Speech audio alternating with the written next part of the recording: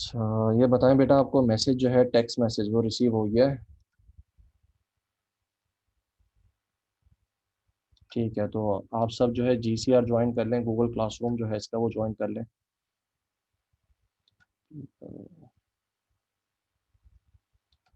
Okay, बाकी students का अगर पता है तो उनको बुला लें।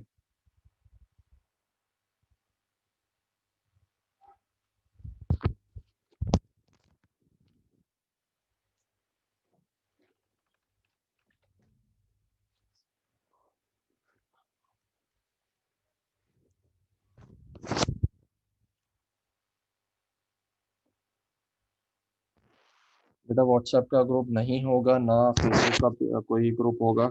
The only communication and content sharing will be through the GCR के थ्रू हम सारी कम्युनिकेशन करेंगे। आप अगर अपना जो है पर्सनल बनाना चाहें तो यू कैन मेक, लेकिन उसमें आई वोंट बी अवेलेबल, तो कोई मेरी तरफ से इंस्ट्रक्शंस उसमें ना समझिएगा। The official group for CC compiler construction will be the GCR, जो कि मैंने आपको बताया है।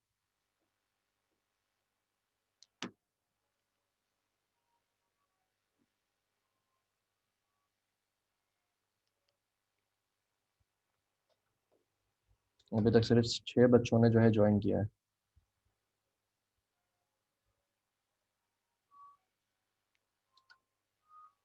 कंपाइलर जो है इसमें total कितना बच्चा, 22 स्टूडेंट्स से 6 ने से ज्वाइन किया। अच्छा, each and every one have receive the text text सबको मैसेज जो है टेक्स्ट मैसेज सबको रिसीव हुआ है? ये सर अभी थोड़ी देर पहले रिसीव हुआ है। ठीक है बेटा। अच्छा, इससे पहले आपकी कोई कंपाइलर की क्लास हुई थी? सर लास्ट वीक थी मगर वो कैंसिल हो गई थी सर।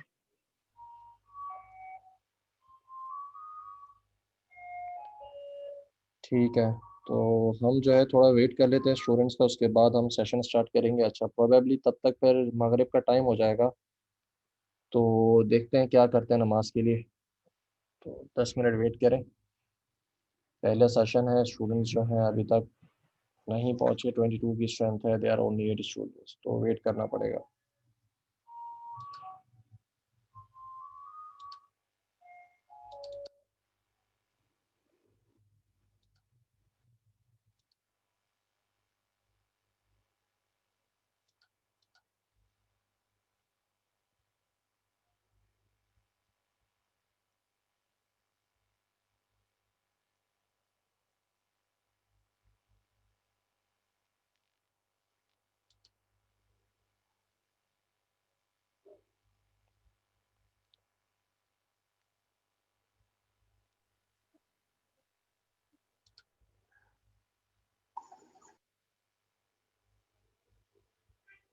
बेटा, पहले जुल्फ़िकार पढ़ा रहे थे, लेकिन उन्होंने जो है कोर्स कोई और कंडक्ट कर लिया है। CC मुझे मिल चुका है, तो I will be conducting CC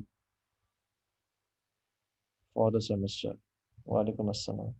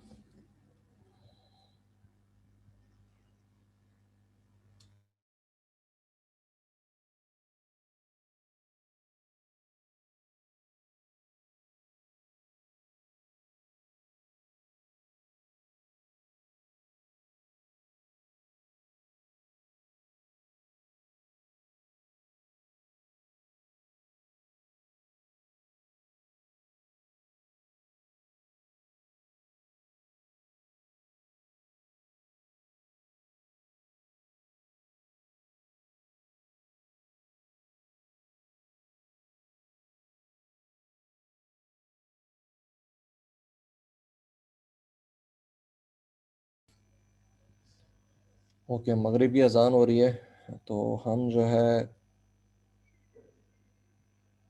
नमाज ब्रेक कर लेते हैं, तब तक दूसरे स्टूडेंट्स जो हैं वो ज्वाइन करें। तो we have to wait for them. नमाज के बाद हम 6:30 पे दोबारा मिलते हैं। Okay sir.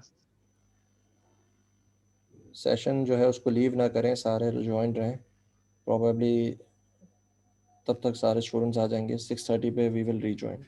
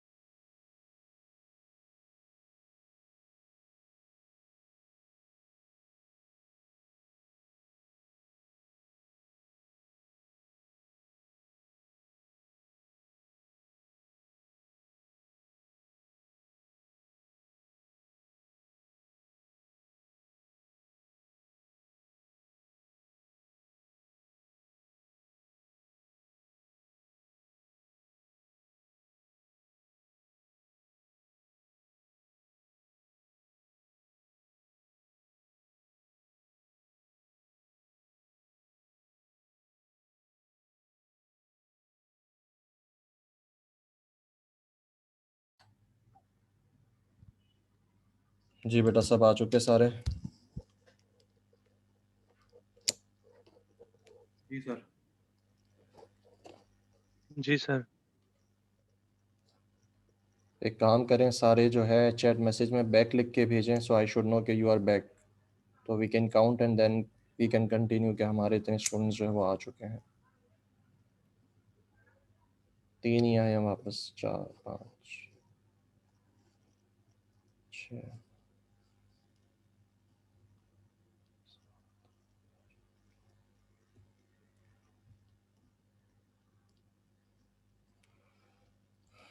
8 स्टूडेंट्स, बाकी बेटा जो है अभी तक आए नहीं है, तो वेट करें। अच्छा, एक बात, the ID password will be same through out the semester. आपके पूरे सेमेस्टर में जो है जूम मीटिंग का जो लिंक है, जो आईडी और पासवर्ड है, that will remain same. So I don't need to resend you the credentials. आप जो है अपने वक्त पे इसी आईडी पासवर्ड के साथ सेशंस को ज्वाइन कर लीजिएगा फॉर द क्लासेस।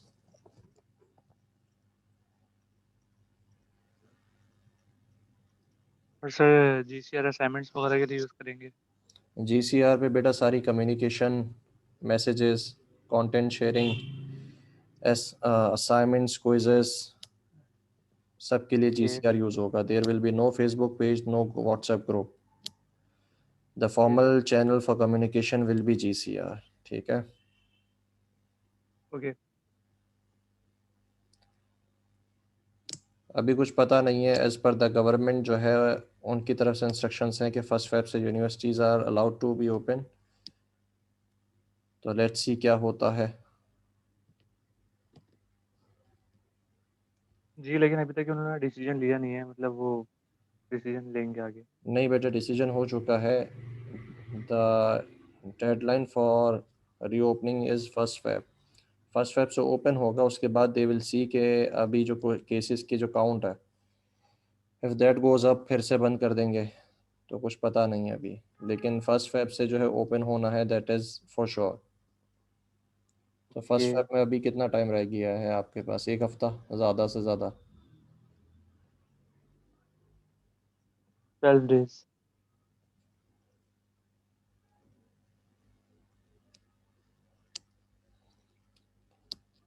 इस क्लास की टाइमिंग बड़ी ऑड है यार, 6 to 9 हमारे पास बहुत प्रॉब्लम है। बीच में नमाज का टाइम भी आ जाता है, फिर इशा का टाइम भी हो जाता है, मगरिब और इशा दोनों का टाइम बीच में आ जाता है। सो टेल मी, आप जो है सैटरडे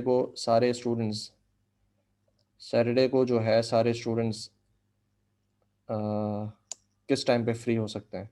सुबह के टाइम पे कोई स्लॉट है या afternoon slot, if you are free? Morning. सुबह।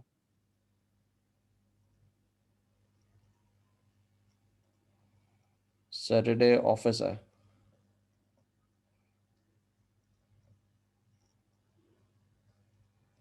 तो जिन बच्चों का सैटरडे को ऑफिस है, अभी कहाँ पे हो तुम लोग?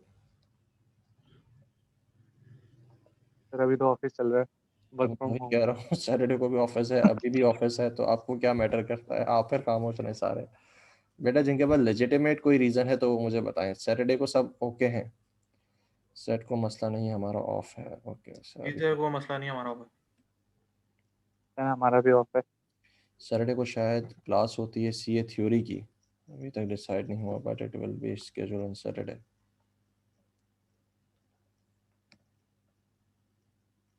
सर तो संडे अस्सलाम कर लें। वालेकुम सर। संडे को बेटा मेरी क्लासेस होती हैं, संडे इज़ नॉट पॉसिबल। बाकी वो ब्रेक खत्म कर दें, जो ब्रेक अब उसी होते हैं उसको इसी नमाज की ब्रेक में शामिल कर दें। बेटा मैं वैसे कोई ब्रेक नहीं देता, नमाज के लिए मुझे देना पड़ रहा है, वरना मैं कोई ब्रेक नहीं देता। हम सेशन जो है उसका ड्यूरेशन हम जल्दी ऑफ कर देते हैं, लेकिन अब नमाज का टाइम है तो नमाज के लिए तो ब्रेक देना पड़ेगा।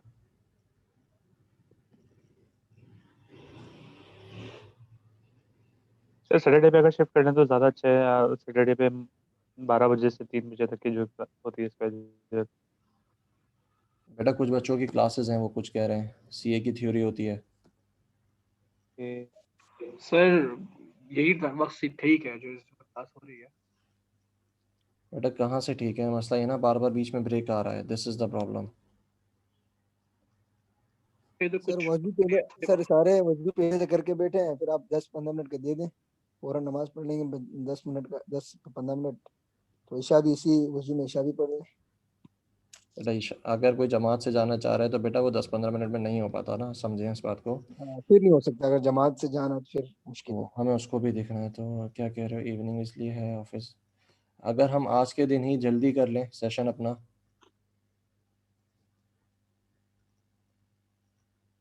जी बेटा, अगर हम आज के दिन ही सेशन अपना जल्दी कर लें, 4 बजे कर लें, अगर 4 to 6 या 4 to 7 जो भी हमारा बने। ठीक है सर, रख लें। फिर ये फिजिकल में मसला होगा अभी तो। ये सर फिजिकल में थोड़ा सा मसला हो जाएगा फिर सर। मसला ये है कि जब क्लासेस शुरू हो जाएंगी फिर ऑफिस के लिए मसला होगा, अदरवाइज ये कि इवनिंग में 5-6 बजे का। Okay, so the majority consensus है कि जो अभी का टाइम है वो सही है, ऐसा ही है। Yes sir. Sir Saturday evening नहीं हो सकता, मतलब स्कूल बेटा स्टूडेंट्स कह रहे हैं क्लासेस हैं उनकी, पता नहीं अब। अच्छा अभी जाओ, आया हूँ सर 5:30 पर। ठीक है चलो, let the time be the same. Start करते हैं अपने सेशन के साथ। बिस्मिल्लाहिर्रहमानिर्रहीम। अच्छा जी, कंपाइलर जो है, मुझसे कुछ ऐसे स्टूडेंट्स हैं जिन्होंने मुझसे पहले भी पढ़ा है कोर्स एनपी का या प्रोबेबली डिज़ाइन पैटर्न्स का। तो यस सर, सर एनपी पढ़ा है, जी, डीपी पढ़ा सर, डीपी। तो डीपी। डिज़ाइन पैटर्न्स पढ़ा है। चलो लेट्स सी। कंपाइलर मैं जो है पहली बार पढ़ा रहा हूँ, एनपी भी पहली बार था, तो यू कैन एक्सपेक्ट कि एनपी की तरह एटलीस्ट नहीं होगा, उससे आई विल ट्राई कि थोड़ा जो है बेटर हो जाए, लेकिन कैन नॉट बी श्योर। पहली बार पढ़ा रहा हूँ, वो भी पहली बार था, तो ट्राई करते हैं, लेट्स सी किस तरीके से जाता है। इफ़ यू डोंट फील कि हमें जो है या मेरा तरीक़ेकार कहीं पे अगर आपको फील हो कि you need to change it, तो यू कैन आस्क मी, हम जो है दूसरे तरीके से अटैम्प्ट करने की कोशिश करेंगे जिस तरीके से फिर आप सजेस्ट करें। तो my particular way will be कि कंपाइलर जो है दैट इज़ टोटल थ्योरी के ऊपर सारा बेस करता है, इसमें कोई प्रोग्रामिंग नहीं है। अलबत्ता आप जब प्रोजेक्ट्स बनाएंगे तो उसमें टोटली प्रोग्रामिंग का जो है प्रोजेक्ट होगा, लेकिन इन केस ऑफ एनपी और डिज़ाइन पैटर्न्स तो उसमें प्रॉपर कोडिंग थी, इसमें कोडिंग नहीं है, तो इसमें थ्योरेटिकल ही होगा। तो हम स्लाइड्स के थ्रू ही फॉलो करते जाएंगे। अगर आपको इसका मेथड समझ में नहीं आता तो other than you can suggest as well कि भाई इस तरीके से जो है हम जो कोर्स को लेके चलेंगे, ठीक है। तो सेशन क्लोज़ होने में अभी पहला सेशन जो है हमारा 45 मिनट्स का, उसमें जो है तकरीबन 10 मिनट रह गए। सेशन क्लोज़ होता है, दोबारा रीजॉइन करेंगे सेम आईडी पासवर्ड के साथ। तो कंपाइलर कंस्ट्रक्शन, बेटा कंपाइलर कंस्ट्रक्शन जो है आपके पास, आई होप कि सब ने ऑटोमेटा पढ़ लिया इससे पहले। जी क्लास, सब ने ऑटोमेटा पढ़ लिया। जी सर। ऑटोमेटिक कंपाइलर मिल नहीं सकता। बेटा कंपाइलर जो है उन बच्चों को मिल जाता है जिनका ऑटोमेटा फेल होता है, अटैम्प अगर किया हुआ है तब भी कंपाइलर मिल जाता होता। आई होप कि सब ने जो है कंपाइलर से पहले ऑटोमेटा पास कर लिया है, I mean to say that. जी सर, पास किया। यस सर, कर लिया। जासिर बेटा, that can not be done. मसला ये है कि I am also gathering a material, तो I will be updating them as per our sessions. जैसे जैसे हमारे सेशंस होते जाएंगे I will be uploading the content as well, ठीक है। अच्छा बेटा, कंपाइलर कंस्ट्रक्शन का आपका कोर्स है, कंपाइलर से आपने बहुत ज़्यादा पहले मुतारिफ भी हो चुके हो, कंपाइलर का नाम भी बहुत सुना होगा। तो कंपाइलर एक्चुअली होता क्या है, if anyone can brief me out, किसी के जहन में हो, अगर किसी को पता हो तो कंपाइलर क्या होता है मुझे बता दें, share it with me. Sir compiler से मुराद किसी लैंग्वेज को ट्रांसलेट करना दूसरे लैंग्वेज में शायद। एक लैंग्वेज से दूसरी लैंग्वेज में ट्रांसलेट करना, ठीक है। अच्छा, कंपाइलर अगर मैं इंग्लिश के वर्ड को ही सिर्फ देखूं तो कंपाइल का मतलब क्या होता है? जोड़ना। वो सर मिसाल मुख्तलिफ समेट के बुक्स एक तरफ या करना। टॉपिक्स को समेटना, एक ही टॉपिक में समेट देने को बोलते हैं। जोड़ना वगैरह जिस तरह जरिया बता रहे, जोड़ना। जी बिल्कुल। तो जो कंपाइल का वर्ड है वो ही जो एक्चुअल मीनिंग है कंपाइलर की, एग्जैक्टली वही है जो आपके पास, जो आप मुझे अभी बता रहे हो। इससे पहले एक स्टूडेंट ने मुझे एक स्टेटमेंट शेयर की थी कि किसी भी लैंग्वेज से दूसरी लैंग्वेज में ट्रांसलेट करना। प्रॉब्लम यह है कि कंपाइलर की जब भी डेफिनेशन बताई जाती है तो उसमें ये लिखा जाता है कि a converter from one language to another, ठीक है। लेकिन एक्चुअली जब कोर्स को पढ़ा जाता है तो पता चलता है कि यार हमारा कंपाइलर जो है ना वो एक्चुअली वही मतलब रखता है जो कंपाइल का मतलब है। तो जब भी हम यहाँ पे कंपाइलर को लेके चलेंगे, डेफिनेशन में बेशक आपको लिखा जाएगा कि भाई लैंग्वेज ट्रांसलेटर है, एक से दूसरी लैंग्वेज में ट्रांसलेट करता है, लेकिन इसका एक्चुअल काम अगर हम देखें तो it is as the same as the meaning, जो कि इसके कंपाइल के मतलब है, ये काम उसका वैसा करता है, ठीक है। इसका सिर्फ ट्रांसलेशन का काम नहीं है, इसका साथ में कंपाइलेशन का भी काम है, कंपाइल करता है चीज़ों को। चीज़ों को कंपाइल कैसे करता है कि आप जो है, जैसे अगर आपने सी शार्प में कोड लिखा है, अल्टीमेटली होता क्या है कि आपका सी शार्प का कोड जो है बाइनरी में कन्वर्ट होके या असेंबली में कन्वर्ट होके it is executed on your processor. Processor पे आपका हाई लेवल लैंग्वेज का जो कोड है वो एग्जीक्यूट होता है। तो उसमें जो है आप बहुत सारा कोड जो है खुद लिखते नहीं हो, ठीक है, आप उसका सिर्फ रेफरेंस दे देते हो। कैसे देते हो? क्या अभी तक आपने कंसोल खुद बनाया है या कंसोल को सिर्फ यूज़ किया? जी बेटा। बनाए भी सर, खुद से जो लाइब्रेरी जनरेट करते हैं ना सर। नहीं नहीं नहीं, कंसोल की पूरी स्क्रीन बनाना, उसके ऊपर फिर उसकी एपीआईज, जैसे अभी आपको इंटरफेसेस मिल जाता है कि console dot write line, console dot read no line, sir, ये पूरे फंक्शंस खुद बनाना नहीं बनाया, तो सिर्फ अभी लाइब्रेरीज तक आप वगैरह बनाई है कंसोल की। कंसोल की लाइब्रेरीज नहीं कह रहा बेटा, मैं पूरा खुद का कंसोल कह रहा हूँ, उसको कोई और अच्छा, इस्तेमाल नो कर सर, नो। सकता है, ठीक नो है। सर। तो ये तो वो सारा, बैच से बनाते हैं, वो ओएस में बनाना सीखा था। जी, तो वो सारा जो काम है बेटा पहले से ही माइक्रोसॉफ्ट ने आपको सी शार्प के अंदर, क्योंकि सी शार्प का इसलिए जिक्र कर रहा हूँ क्योंकि आपके पास ओ वगैरह और मेजर ऑफ द कोर्सेज आपने सी शार्प में पढ़े हैं, तो बच्चे को जो है समझाना उसमें आसान है फॉर द कीड स्टूडेंट। तो उसमें जब आप यूजिंग जो है सिस्टम लिखते हो तो उसमें क्या होता है, उसमें वैसे ही प्री रैक आपके पास प्री प्रिपेयर्ड कोड जो है चीज़ों का बना बनाया स्टिक हो जाता है आपके उस कोड के साथ जो कि आपने खुद लिखा है, ठीक है। एट देन क्या होता है कि जब आप सिर्फ अपना कोड लिखते हो और उसमें सिर्फ रेफरेंस देते हो यूजिंग सिस्टम का, तो उसमें वो सारी चीज़ें आ जाती हैं जो माइक्रोसॉफ्ट या आपकी प्रोग्रामिंग के लिए ज़रूरी होते हैं, माइक्रोसॉफ्ट एप्लीकेशंस के लिए ज़रूरी होता है, और वो स्टिक हो जाता है और एक पूरा लंबा सा कोड बन जाता है जो कि असेंबली में कन्वर्ट होता है, देन आपके पास वो कोड एग्जीक्यूट होता है ऑन योर प्रोसेसर, ठीक है। तो कंपाइलर क्या करता है, उन चीज़ों को भी जमा करके आपके कोड में शामिल कर देता है जो कि आपने खुद नहीं लिखी, ठीक है। It compiles in that way. अच्छा, एक स्टूडेंट का मैसेज क्या है, अपॉलॉजी फॉर दैट, ठीक है बेटा, जा सकते हो। अच्छा जी, कोर्स ऑर्गेनाइजेशन को छोड़ें, आपकी जो टेक्स्ट बुक है, अच्छा स्लाइड्स हम किसी और की यूज़ कर रहे हैं तो that is not the matter. आपकी जो बुक है उसका नाम ये होगा कंपाइलर्स एंड दिस प्रिंसिपल्स, और उसके बाद जो है एक और नाम नोट कर लें,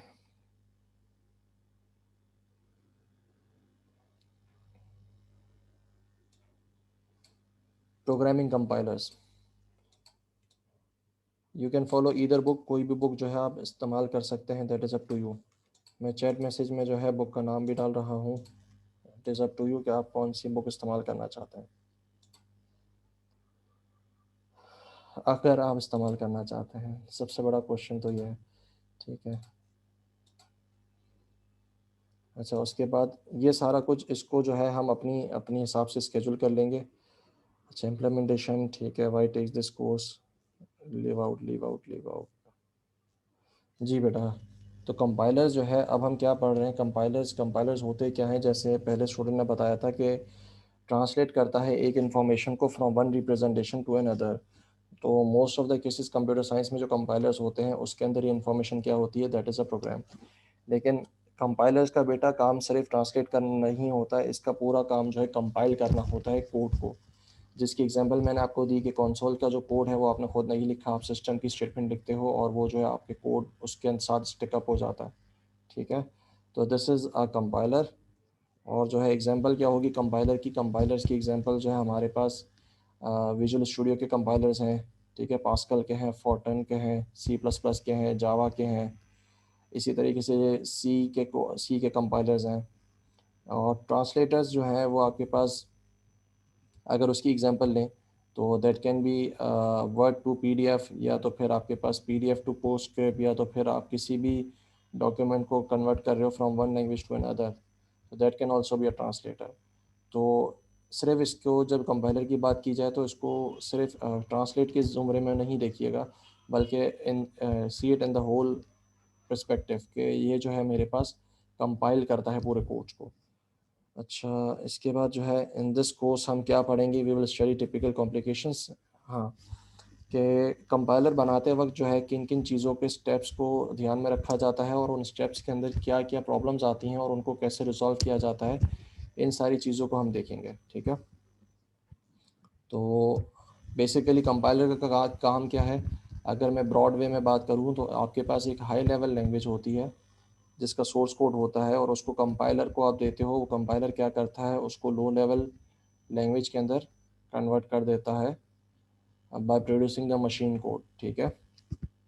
so this is my wholesome compiler.